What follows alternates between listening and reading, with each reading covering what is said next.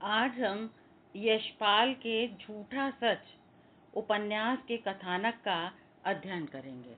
झूठा सच का कथानक लाहौर के सामान्य जीवन से शुरू होकर सांप्रदायिक दंगों, भारत विभाजन, विस्थापन और शरणार्थी जीवन से गुजरता हुआ स्वतंत्र भारत की राजनीति, पुनर्वास, भ्रष्टाचार, स्त्री स्वतंत्रता और आदर्श वास्तविकता के संघर्ष तक पहुंचता है। झूठा सच यशपाल का प्रसिद्ध द्विखंडी उपन्यास है। इसके दो भाग हैं, वतन और देश तथा देश का भविष्य।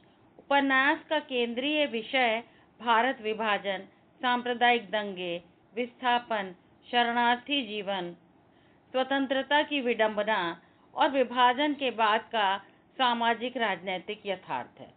झूठा सच भाग 1, वतन और देश का कथानक।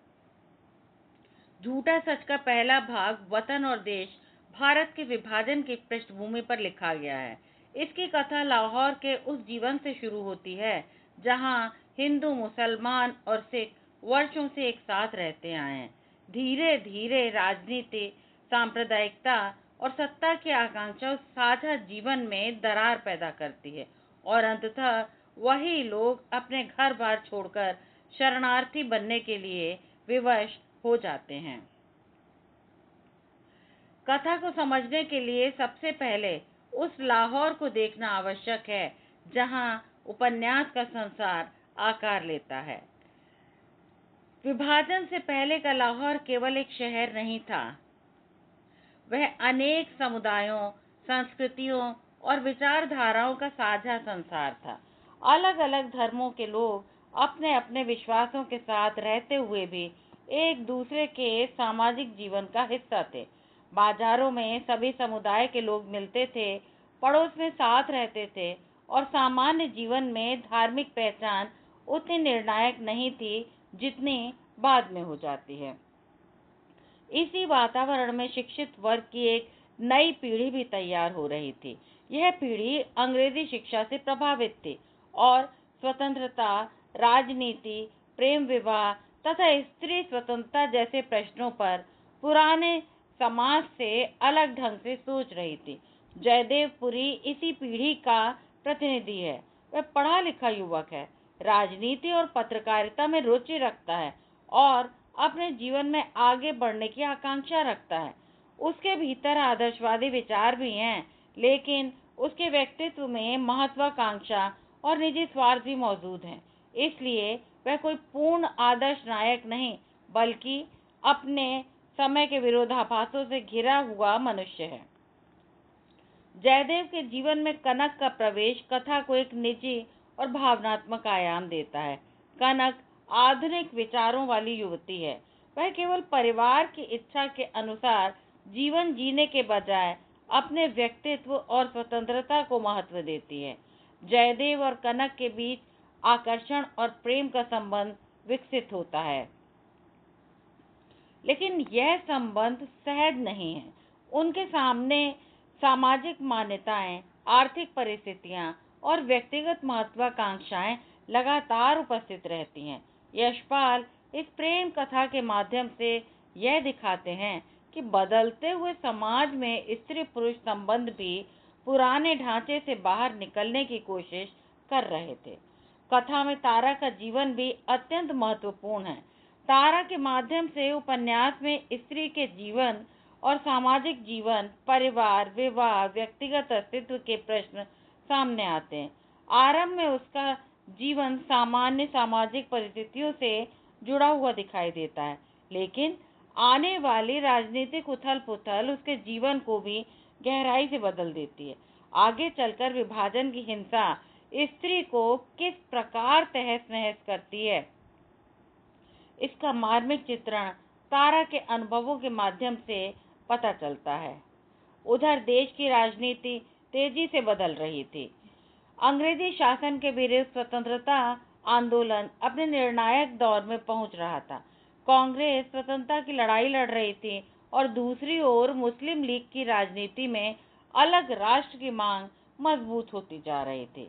पाकिस्तान की मांग धीरे धीरे राजनीतिक बहस से निकलकर आम जनता के जीवन में प्रवेश करने लगी थी। लाहौर में भी इसका असर दिखाई देने लगा था। जो लोग पहले अपने पड़ोसी की पहचान उसके धर्म से अधिक उसके व्यक्ति होने के आधार पर करते थे, वे धीरे धीरे उसे हिंदू, मुसलमान, सिख के रूप में देखने लगे। राजनीति ने सामाजिक संबंधों को प्रभावित करना शुरू कर दिया। छोटी छोटी घटनाएं धार्मिक रंग लेने लगीं, अफवाहें फैलती गईं और देखते देखते भय का वातावरण बन गया। यशपाल इस परिवर्तन को अचानक नहीं दिखाते। उनका कथानक धीरे धीरे यह बताता है कि सांप्रदायिकता पहले मनुष्य की मानसिकता में प्रवेश करती है, फिर सड़क पर हिंसा का रूप लेती है, लोगों के बीच अविश्वास बढ़ता जाता है। जिन परिवारों के बीच वर्षों से संबंध थे, उनके मन में भी आशंका पैदा होने लगती है। स्थिति तब और अधिक गंभीर हो जाती है जब लाहौर में सांप्रदायिक तनाव खुली हिंसा में बदलने लगता है। शहर का सामान्य जीवन अस्त व्यस्त हो जाता है। दुकानों के बंद होने, रास्तों पर भय, भीड़ की हिंसा और आगजनी की घटनाओं से लोगों को समझ आने लगता है कि अब सब कुछ पहले जैसा नहीं रहा, अब पहले जैसा जीवन संभव नहीं रहेगा। दंगे केवल राजनीतिक या धार्मिक घटना नहीं रह जाते, वे लोगों के घरों में प्रवेश कर जाते हैं। लोग मारे जाते हैं, घर जलाए जाते हैं, संपत्ति लूटी जाती है और परिवार बिखर जाते हैं। वर्षों से जिस शहर को अपना समझा गया था, उसी शहर में अब सुरक्षा का कोई भरोसा नहीं रह जाता। इस हिंसा का सबसे भयानक रूप स्त्रियों के जीवन में दिखाई देता है। सांप्रदायिक दंगों में स्त्रियों के साथ अत्याचार, अपहरण और बलात्कार जैसी घटनाएं होती हैं। स्त्री को समुदाय की इज्जत से जोड़कर देखा जाने लगता है और उसके शरीर को सांप्रदायिक प्रतिशोध का माध्यम बना लेते हैं। तारा जैसे पात्रों के अनुभवों के माध्यम से यशपाल इस त्रासदी को सामने लाते हैं। धीरे धीरे वह समय आता है जब लाहौर में रह रहे हिंदू और सिख परिवारों के सामने घर छोड़ने के अलावा कोई रास्ता नहीं बचता।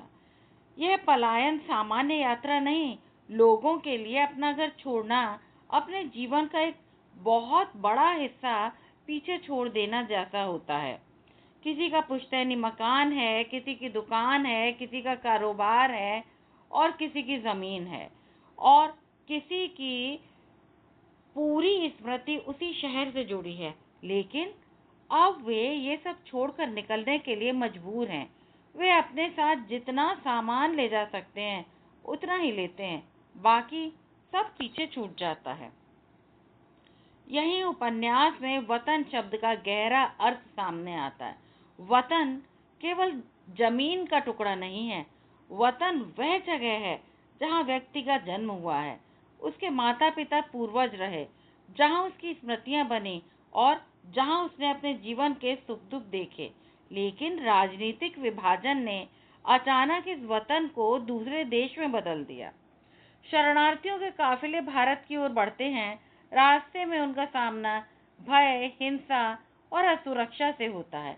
परिवारों को अपनी जान बचाने की चिंता है। कई लोग रास्ते में अपने प्रियजनों से बिछड़ जाते हैं। जिनके पास कभी अपना घर और सम्मानजनक सामाजिक स्थिति थी, वे अब शरणार्थी कहलाने लगे। जिनके पास अपने घर थे, वे सब अब शरणार्थी कहलाए जाने लगे। यह यशपाल की कथा अत्यंत मार्मिक हो जाती है। एक व्यक्ति जो कल तक लाहौर में अपने घर का मालिक था, आज किसी दूसरे स्थान पर आश्रय खोज रहा है। जिस व्यक्ति के पास अपना व्यवसाय था, अब रोजगार की चिंता कर रहा है। जिस परिवार के पास सामाजिक पहचान थी, अब वो विस्थापित लोगों की भीड़ का हिस्सा बन गया है। इसी समय देश स्वतंत्र होता है। 15 अगस्त 1947 भारतीय इतिहास का महान क्षण है। लोगों ने लंबे संघर्ष के बाद विदेशी शासन से मुक्ति प्राप्त की। स्वतंत्रता का सपना पूरा हुआ, लेकिन उपन्यास में इस स्वतंत्रता का वातावरण केवल आनंद से भरा हुआ नहीं है। इसके साथ विभाजन का रक्त रंजित यथार्थ भी जुड़ा हुआ है। एक ओर स्वतंत्रता का उत्सव है, दूसरी ओर लाखों लोग अपने घरों से बेघर हो रहे हैं। एक ओर नया राष्ट्र जन्म ले रहा है, दूसरी ओर मनुष्यों के बीच एक ऐसी दीवार खड़ी हो रही है जो आने वाली पीढ़ियों तक उनकी स्मृतियों को प्रभावित करेंगी। यही वतन और देश की सबसे बड़ी विडंबना है। जिस स्वतंत्रता को पाने के लिए लोग वर्षों से संघर्ष कर रहे थे, उसी स्वतंत्रता के क्षण में उन्हें अपना वतन खोना पड़ रहा था। लाहौर पीछे छूट जाता है, लेकिन पात्रों के मन से नहीं निकलता। भारत पहुंचने के बाद उनके भीतर अपने पुराने घर, गलियां, बाजार, पड़ोसी और रिश्तों की स्मृतियां बनी रहती हैं। राजनीतिक सीमा ने उन्हें उनके वतन से अलग कर दिया है, लेकिन स्मृति की सीमा कोई राजनीतिक शक्ति तय नहीं कर सकती। इस प्रकार वतन और देश का कथानक केवल भारत विभाजन का इतिहास नहीं है, यह उन मनुष्यों की कहानी है जिन्हें इतिहास ने अचानक विस्थापित कर दिया। जयदेव पुरी, कनक तारा और अन्य पात्रों के निजी जीवन के माध्यम से यशपाल बताते हैं कि बड़े राजनीतिक निर्णयों की असली कीमत सामान्य मनुष्य किस प्रकार चुकाता है। भाग 1 के अंत तक पुराना सामाजिक संसार लगभग टूट चुका है। लाहौर का साझा जीवन, परिवारों की स्थिरता, पड़ोसियों का विश्वास और पीढ़ियों पुरानी संपत्ति, सब कुछ विभाजन की आंधी में बिखर जाता है। पात्र अब अपने पुराने जीवन में लौट नहीं सकते, उन्हें नए देश में नए जीवन से शुरू करना है। इसी बिंदु पर वतन और देश समाप्त होकर देश का भविष्य की भूमिका तैयार करता है। पहले भाग में मनुष्य अपना वतन खोता है, दूसरे भाग में प्रश्न उठता है कि जिस नए देश में वह पहुंचा है, वहां उसका भविष्य कैसा होगा। यही कारण है कि वतन और देश का मूल कथ्य केवल विभाजन की घटना नहीं, बल्कि घर से बेघर होने की मानवीय त्रासदी है। यशपाल ने इतिहास के बड़े राजनीतिक घटनाक्रम को सामान्य मनुष्य की आंखों से देखा है। उनके यहाँ विभाजन नक्शे पर खिंची एक रेखा नहीं, बल्कि मनुष्यों के जीवन, प्रेम, परिवार, संपत्ति, स्मृति और पहचान को चीर देने वाली घटना बन जाती है। झूठा सच, भाग 2, देश का भविष्य। इसका कथानक इस प्रकार है। झूठा सच के दूसरे भाग देश का भविष्य की कथा वहीं से आगे बढ़ती है जहां पहले भाग वतन और देश में विभाजन की त्रासदी के बीच पात्र अपना वतन छोड़कर भारत आने के लिए विवश होते हैं। पहले भाग में लाहौर छूटता है, परिवार बिखरते हैं और लोग शरणार्थी बनते हैं। दूसरे भाग में प्रश्न यह है कि अब इन लोगों का जीवन किस तरह आगे बढ़ेगा। जिस स्वतंत्रता का सपना भारत में देखा गया था, उसका वास्तविक स्वरूप क्या होगा। भारत स्वतंत्र हो चुका है, अंग्रेजी शासन समाप्त हो गया है, दिल्ली में स्वतंत्रता का उत्साह है, लेकिन इस उत्साह के साथ शरणार्थियों की पीड़ा भी मौजूद है।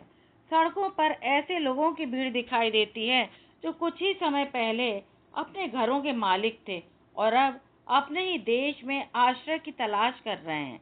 किसी ने लाहौर में अपना मकान छोड़ा, किसी ने दुकान, किसी ने जमीन और किसी ने अपना पूरा परिवार। उनके पास कुछ सामान और केवल अतीत की कुछ स्मृतियां ही बची हैं। उन्हें मकान चाहिए, रोजगार चाहिए, बच्चों के लिए स्कूल चाहिए और अपने जीवन को फिर से व्यवस्थित करने के लिए साधन चाहिए। धीरे धीरे दिल्ली में शरणार्थियों की नई बस्तियां बसने लगती हैं। पुराने मकान नए लोगों को मिलते हैं, खाली पड़ी दुकानों में नए व्यापारी आने लगते हैं। जो लोग लाहौर में व्यापार करते थे, वे अब दिल्ली में फिर से अपना व्यापार खड़ा करने का प्रयास करते हैं। इस प्रकार विभाजन ने जहाँ हजारों लोगों को उजाड़ दिया है, वहीं एक नए आर्थिक और सामाजिक संसार को भी जन्म दिया है। लेकिन पुनर्वास की यह प्रक्रिया उतनी सरल नहीं है जितनी दिखाई पड़ती है। किसे मकान मिले, किसे दुकान मिले और किसे मुआवजा मिले और किसे छोड़ी हुई संपत्ति पर अधिकार मिले, इन सब के लिए सरकारी दफ्तरों के चक्कर लगाने पड़ते। कागज, प्रमाण पत्र, सिफारिश और अधिकारियों से संपर्क का महत्व बढ़ जाता है। यहीं से स्वतंत्र भारत के प्रशासन में व्याप्त अव्यवस्था और भ्रष्टाचार का चेहरा सामने आने लगता है। जो लोग वास्तव में पीड़ित हैं, वे अपने अधिकार के लिए परेशान होते हैं, जबकि कुछ लोग परिस्थिति का लाभ उठाकर झूठे दावे करने लगते हैं। किसी को अपने खोए हुए मकान के बदले दूसरा मकान चाहिए, तो कोई अपने नुकसान को बढ़ा चढ़ाकर बताकर अधिक संपत्ति प्राप्त करना चाहता है। विभाजन ने लोगों के जीवन में जो नैतिक संकट पैदा किया है, वो यहाँ साफ दिखाई देता है। इसी नए वातावरण में जयदेव पुरी का जीवन भी आगे बढ़ता है। वह अपने अतीत को पीछे छोड़कर स्वतंत्र भारत में अपने लिए जगह बनाने की कोशिश करता है। पत्रकारिता और राजनीति से उसका संबंध उसे नए राजनीतिक वातावरण के निकट ले जाता है। वह देखता है कि जिस स्वतंत्रता के लिए संघर्ष किया गया था, उसके बाद राजनीति का चरित्र बदल रहा है। स्वतंत्रता आंदोलन के समय त्याग, बलिदान, देशभक्ति और आदर्शों की ऊंची ऊंची बातें होती थीं। अब सत्ता हाथ में आ चुकी है। मंत्री, अधिकारी, राजनीतिक कार्यकर्ता सत्ता के केंद्र में हैं। पद और प्रतिष्ठा का महत्व बढ़ रहा है। जयदेव देखता है कि अनेक लोग उन आदर्शों को भूलते जा रहे हैं जिनके नाम पर उन्होंने स्वतंत्रता आंदोलन में भाग लिया था। राजनीति अब केवल देश की मुक्ति का माध्यम नहीं रही, वह व्यक्तिगत उन्नति का साधन भी बनती जा रही है। सत्ता के निकट रहने वाले लोगों को सुविधाएं मिलती हैं, सिफारिश काम करती है, संपर्क से काम निकलता है। सामान्य व्यक्ति सरकारी दफ्तरों में भटकता रहता है, जबकि प्रभावशाली लोग अपने रास्ते आसानी से बना लेते हैं। जयदेव स्वयं भी इस वातावरण से पूरी तरह अलग नहीं रह पाता। उसके भीतर आदर्शवाद है, लेकिन जीवन की वास्तविक परिस्थितियां उसे समझौता करने के लिए बाध्य करती हैं। यही उसके चरित्र का द्वंद्व है। वह व्यवस्था की कमियों को पहचानता है, लेकिन स्वयं भी उस व्यवस्था से पूरी तरह बाहर नहीं निकल पाता। दूसरी ओर कनक अपने जीवन को नए ढंग से व्यवस्थित करने का प्रयास करती है। वह ऐसी स्त्री नहीं जो केवल सामाजिक परंपराओं के अनुसार अपना जीवन बिताए। वह अपने व्यक्तित्व और स्वतंत्र अस्तित्व को महत्व देती है। उसके सामने यह प्रश्न है कि स्वतंत्र भारत में स्त्री की स्वतंत्रता वास्तव में कितनी है। देश स्वतंत्र हो गया है, लेकिन घर और परिवार के भीतर स्त्री की स्थिति में कितना परिवर्तन आया है। पुरुष को अपने जीवन के निर्णय लेने की स्वतंत्रता है, लेकिन स्त्री से अभी त्याग, मर्यादा और परिवार की इच्छा के अनुसार चलने की अपेक्षा की जाती है। कनक इस मानसिकता को स्वीकार करने के बजाय अपने जीवन को अपने ढंग से जीना चाहती है। इसी तरह तारा का जीवन भी विभाजन के बाद एक नए संघर्ष से गुजरता है। उसने विभाजन की भयावहता देखी है। उसके अनुभवों ने उसके भीतर बहुत कुछ बदल दिया है। वह अब पहले वाली दुनिया में वापस नहीं जा सकती। उसका जीवन यह बताता है कि विभाजन की त्रासदी समाप्त होने के बाद भी उसके घाव मनुष्य के भीतर लंबे समय तक बने रहते हैं। तारा के लिए स्वतंत्रता का अर्थ केवल अंग्रेजों से देश की मुक्ति नहीं है। उसके लिए स्वतंत्रता का अर्थ है अपने जीवन पर स्वयं का अधिकार, अपने निर्णय स्वयं लेने की क्षमता और पुरुष प्रधान सामाजिक व्यवस्था से मुक्ति। इसलिए उसका जीवन उपन्यास में स्त्री चेतना के विकास से जुड़ जाता है। इधर दिल्ली में शरणार्थियों का जीवन धीरे धीरे स्थिर होने लगता है। कुछ लोग छोटे छोटे व्यापार शुरू करते हैं, कुछ मेहनत करके अपना घर बनाते हैं, कुछ लोग नौकरी तलाशते हैं। कुछ परिवारों की आर्थिक स्थिति पहले से बेहतर होने लगती है। जीवन रुकता नहीं है, वह किसी न किसी रूप में आगे बढ़ता रहता है। लेकिन इस पुनर्निर्माण के साथ एक दूसरी प्रक्रिया भी चल रही है। विभाजन के कारण छोड़ी गई संपत्ति नए लोगों के लिए अवसर बन गई है।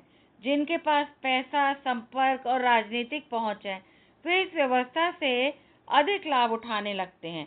जिन लोगों ने वास्तव में सब कुछ खोया, उन्हें अपने अधिकार के लिए संघर्ष करना पड़ता है। यशपाल यहाँ स्वतंत्र भारत के आरंभिक वर्षों की एक बड़ी विडंबना सामने रखते हैं। जिस व्यवस्था का उद्देश्य पीड़ित लोगों को न्याय देना था, उसी व्यवस्था में कुछ लोग अपने स्वार्थ पूरे करने लगे। इससे जयदेव जैसे पात्रों के सामने यह प्रश्न खड़ा हो जाता है कि आखिर स्वतंत्रता के बाद भी समाज में इतना अन्याय क्यों है। देश आज़ाद हो गया है, लेकिन गरीब व्यक्ति गरीब ही है। बेरोजगार व्यक्ति नौकरी के लिए भटक रहा है। शरणार्थी मकान के लिए परेशान है। सरकारी दफ्तरों में काम करवाने के लिए सिफारिश चाहिए। राजनीतिक नेता सत्ता में पहुंचकर अपने प्रभाव का इस्तेमाल कर रहे हैं। देश आज़ाद हो गया, लेकिन गरीब गरीब ही है। बेरोजगार व्यक्ति नौकरी के लिए भटक रहा है। शरणार्थी मकान के लिए परेशान है। सरकारी दफ्तरों में काम करवाने के लिए सिफारिश चाहिए। राजनीतिक नेता सत्ता में पहुंचकर अपने प्रभाव का इस्तेमाल कर रहे हैं। ऐसे वातावरण में स्वतंत्रता, वह आदर्शवादी सपना धीरे धीरे धुंधला पड़ने लगता है, जो आज़ादी से पहले लोगों के मन में था। फिर भी देश में एक नई ऊर्जा है, नई सरकार है, नया प्रशासन है और नए राष्ट्र के निर्माण का उत्साह है। लोग चाहते हैं कि अब ऐसा भारत बने जिसमें जाति, धर्म और आर्थिक स्थिति के आधार पर मनुष्य का शोषण न हो। मजदूर को अधिकार मिले, किसान को सम्मान मिले, स्त्री को समानता मिले। लेकिन इन सपनों और वास्तविकता के बीच बहुत दूरी दिखाई देती है। यशपाल इसी दूरी को अपने उपन्यास का केंद्रीय प्रश्न बनाते हैं। वे दिखाते हैं कि राजनीति सत्ता बदल जाने, सामाजिक परिवर्तन के लिए पर्याप्त नहीं है। अंग्रेज चले गए, लेकिन समाज के भीतर मौजूद शोषण, असमानता, रूढ़ियां और स्वार्थ समाप्त ही नहीं हुए। उस समय जयदेव का राजनीतिक अनुभव भी बढ़ता है। वह स्वतंत्र भारत की राजनीति को बहुत करीब से देखता है। उसे समझ में आता है कि राजनीति में आदर्श और व्यवहार दो अलग चीजें बनते जा रहे हैं। भाषणों में जनता लोकतंत्र और देश की सेवा की बातें करती है, लेकिन व्यवहार में पद, प्रतिष्ठा और व्यक्तिगत लाभ का महत्व बढ़ रहा है। यहीं से उपन्यास स्वतंत्रता के बाद की राजनीति की आलोचना करता है। यशपाल यह नहीं कहते कि स्वतंत्रता व्यर्थ थी। वे प्रश्न करते हैं कि जिस स्वतंत्रता के लिए इतना संघर्ष हुआ, उसका लाभ सामान्य जनता तक कितना पहुंचा। जयदेव उसके आसपास के पात्रों में जीवन में प्रेम और व्यक्तिगत संबंधों की समस्याएं भी बनी रहती हैं। स्वतंत्रता के बाद देश बहुत बदल गया है, लेकिन मनुष्य की निजी समस्याएं समाप्त नहीं हुई हैं। प्रेम अब भी सामाजिक बंधनों से टकराता है। विवाह अब भी परिवार और समाज की अपेक्षाओं से जुड़ा हुआ है। स्त्री अब भी अपनी स्वतंत्रता के लिए संघर्ष कर रही है। तारा के जीवन की यात्रा भी इसी प्रश्न को दूसरे ढंग से सामने लाती है। विभाजन ने उसे जीवन की कठोर वास्तविकताओं से परिचित करा दिया है। अब वो समाज की बनाई हुई सीमाओं को पहले की तरह स्वीकार नहीं करती। उसके अनुभव उसे यह समझाते हैं कि स्त्री को अपने जीवन के बारे में स्वयं निर्णय लेने की शक्ति होनी चाहिए। इस तरह उपन्यास की निजी और राजनीतिक कथाएं एक दूसरे से जुड़ जाती हैं।